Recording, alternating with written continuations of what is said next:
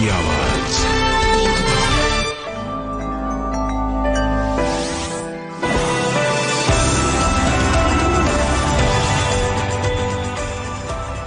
जागो इंडिया सुबह के 6:30 बजने वाले हैं और वक्त हो गया है फटाफट अंदाज में आज की बड़ी खबरें देखने का। लेकिन पहले देखिए नॉन स्टॉप अंदाज में सिर्फ 10 मिनट में आज सुबह की देश और दुनिया की 100 बड़ी खबरें।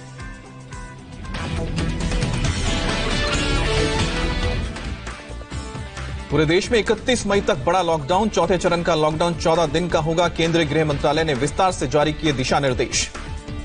31 मई तक देश भर में नाइट कर्फ्यू जारी रहेगा। शाम 7 बजे से सुबह 7 बजे तक बाहर निकलने पर पाबंदी। इमरजेंसी सेवा को छूट। देश भर में अब कोरोना के 5 जोन बनाए गए हैं। रेड, ग्रीन, ऑरेंज के अलावा कंटेनमेंट और बफर जोन भी होंगे। रेड, ग्रीन, ऑरेंज जोन तय करने का अधिकार राज्यों को दिया गया। लॉकडाउन का उल्लंघन करने पर कड़ी कार्रवाई होगी।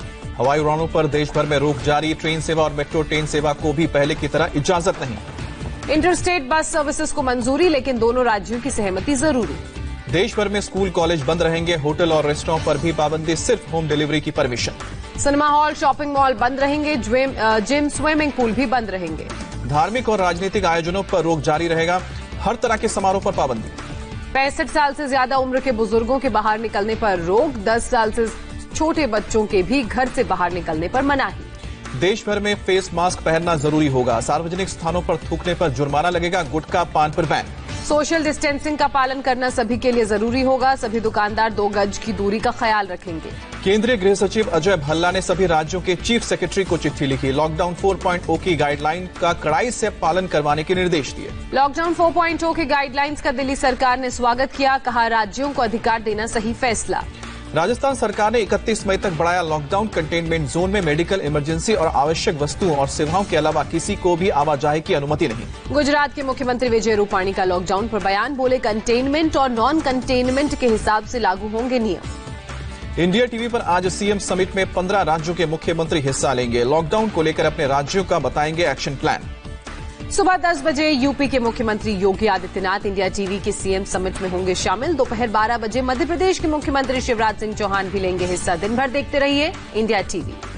बिहार के मुख्यमंत्री नीतीश कुमार ने शाम 5 बजे बुलाई है कैबिनेट की बैठक। प्रवासी मजदूरों की वापसी समेत कई मुद्दों पर चर्चा होगी। वीडियो कॉन्फ्रेंसिंग के जरिए बैठक। पटना के डीएम ने भी आदेश जारी कर लॉकडाउन को 31 मई तक बढ़ाया। सिर्फ जरूरी चीजों की दुकानें खुलेंगी। रेस्टोरेंट से होम डिलीवरी, किताब और स्टेशनरी के साथ चश्मे की दुकानों को भी इजाजत।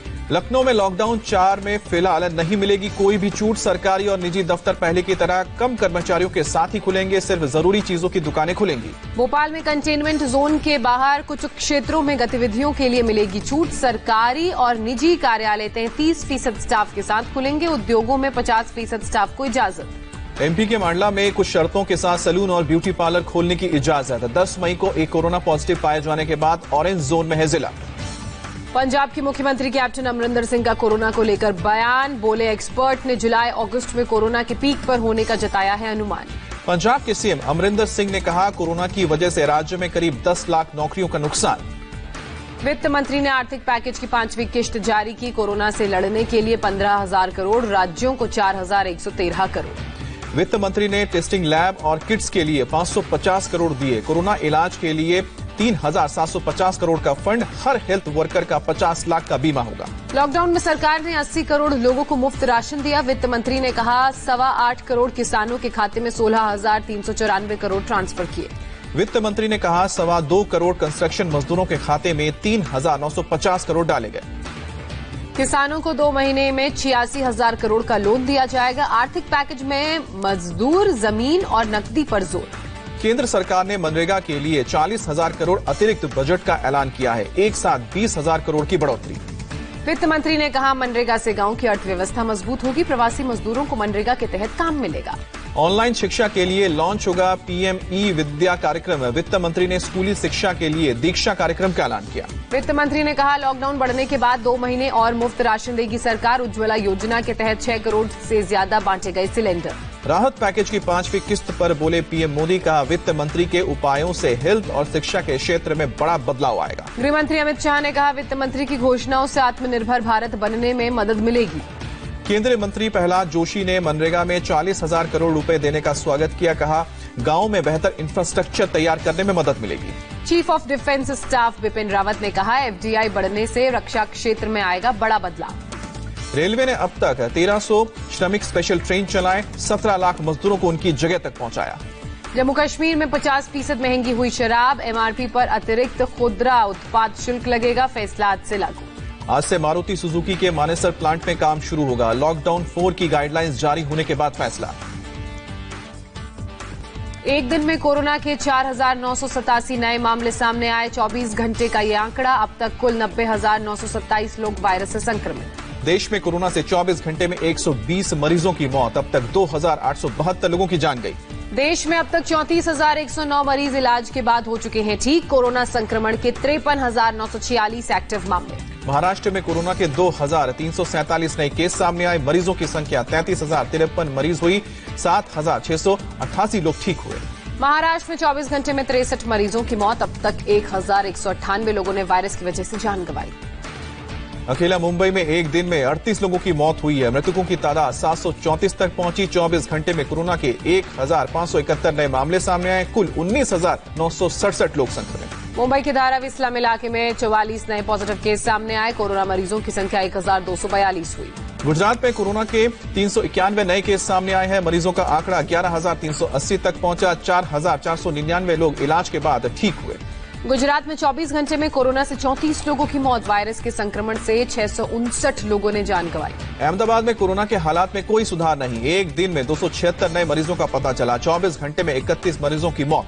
दिल्ली में 24 घंटे में 422 और लोग वायरस से संक्रमित, कोरोना मरीजों की संख्या बढ़कर 9,755 हुई। दिल्ली में 24 घंटे में 19 लोगों की मौत हुई है, राजधानी में अब तक 148 मरीजों की जान गई।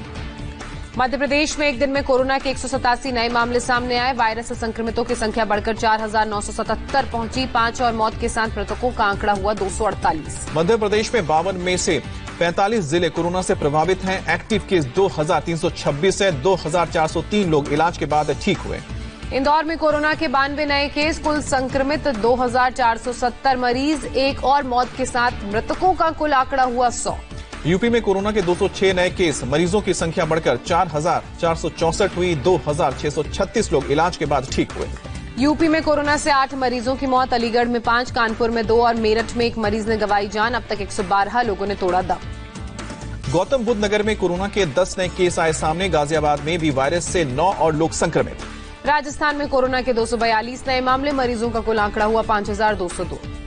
राजस्थान में अब तक 131 मरीजों की मौत, कोरोना के कुल 2,016 एक्टिव केस, 3,055 लोग ठीक हो चुके हैं। पश्चिम बंगाल में 24 घंटे में कोरोना के 101 नए मामले सामने आए, संक्रमितों की संख्या कुल 2,677 हुई, 6 लोगों की मौत के साथ अब कुल मृतकों का आंकड़ा 166। बिहार में कोरोना से एक और मौत, राज्य में अब तक 8 मरीजों की जान गई, 73 नए केस के साथ 1,251 लोग इन्फेक्टेड। झारखंड में कोरोना के 6 और पॉजिटिव मामले सामने आए, कुल संक्रमितों की संख्या हुई 223। पंजाब में कोरोना के 18 नए मामले, कुल मरीजों की संख्या हुई 2,000 के करीब, 3 और मौत के साथ अब तक 35 लोगों ने दम तोड़ा।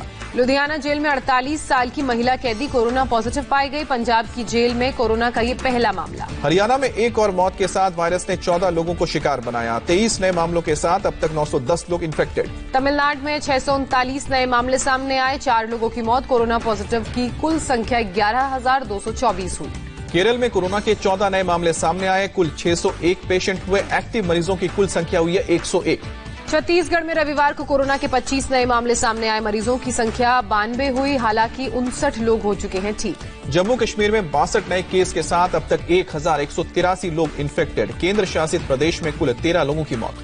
हिमाचल प्रदेश में रविवार को कोरोना का केवल एक नया मामला, राज्य में कोरोना के कुल 78 मरीज, 3 की हो चुकी है मौत। गोवा में ट्रेन से पहुंचे 4 यात्री पाए गए कोरोना पॉजिटिव, राज्य में 26 लोग कोरोना से इन्फेक्टेड। 24 घंटे में बीएसएफ के 10 जवान कोरोना संक्रमित पाए गए, 13 जवान इलाज के बाद ठीक हुए। महाराष्ट्र से अपने राज्य लौटने के लिए 20 लाख प्रवासियों ने रजिस्ट्रेशन कराया, ज्यादातर लोग बिहार और पश्चिम बंगाल के। महाराष्ट्र के गृह मंत्री अनिल देशमुख का बिहार और पश्चिम बंगाल सरकार पर आरोप, कहा पर्याप्त ट्रेनों की इजाजत नहीं दे रही है राज्य सरकारें। गुजरात के राजकोट में मजदूरों ने किया जमकर हंगामा, बिहार यूपी की 2 ट्रेनें कैंसिल होने के बाद तोड़फोड़। मध्य प्रदेश के रीवा में मजदूरों ने नहीं मानी पुलिस की बात, मध्य प्रदेश यूपी बॉर्डर पर बैरिकेड तोड़कर यूपी में एंट्री की।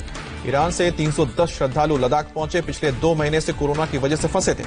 माले से कोची पहुंचे आईएनएस जलाश्व जहाज मालदीव से 588 लोगों का तीसरा बैच लेकर पहुंचा कोची। प्रियंका गांधी ने ट्वीट कर यूपी के सीएम से की अपील, का बॉर्डर पर खड़ी है कांग्रेस की बसें, एंट्री की इजाजत दे योगी सरकार। पंजाब से पैदल चलकर हरियाणा के यमुनानगर पहुंचे प्रवासी मजदूर शेल्टर होम भिजवाने के लिए आए अधिकारियों के समझाने के बावजूद सैकड़ों मजदूर भागकर खेतों में छिपे। उत्तर प्रदेश के शामली में हरियाणा से भागकर आए कोरोना संक्रमित मरीज पकड़ा गया। कैराना बॉर्डर पार करते हुए शामली पहुंचा था शख्स। भोपाल से दमोह होकर जा रही निजी बस में एक महिला कोरोना पॉजिटिव पाई गई। दमोह के क्वारंटीन सेंटर में कराया गया भर्ती। बस में सवार दूसरे यात्रियों को भी किया गया क्वारंटीन।